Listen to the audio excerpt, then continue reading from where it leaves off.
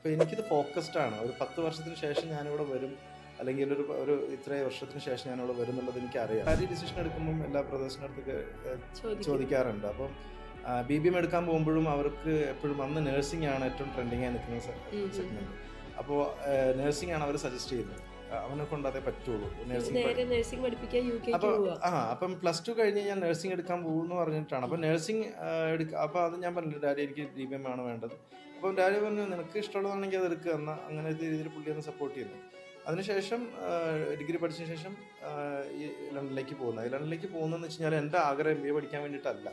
എനിക്ക് ഈ മാർക്കറ്റിംഗ്, അതായത് മാർക്കറ്റിൻ്റെ ഒരു സ്വഭാവം മനസ്സിലാവണം. എനിക്ക് എന്താണ് what's happening in other country, അവിടുത്തെ ഒരു ജോഗ്രഫി എന്താണ്, അവിടുത്തെ ആളുകൾ എങ്ങനെയാണ്. അപ്പോൾ എനിക്കിത് ഫോക്കസ്ഡ് ആണ്. ഒരു 10 വർഷത്തിന് ശേഷം ഞാനിവിടെ വരും, അല്ലെങ്കിൽ ഒരു ഇത്രയും വർഷത്തിന് ശേഷം ഞാനിവിടെ വരും എന്നുള്ളത് എനിക്കറിയാം. എനിക്ക് ആ ഒരു ഫോക്കസ് ഉണ്ട്. സോ അത് ഇന്നേ എനിക്ക് അറിഞ്ഞിരിക്കണം എന്ന് പറഞ്ഞിട്ടാണ് ഞാൻ ലണ്ടനിലേക്ക് പോകുന്നത്.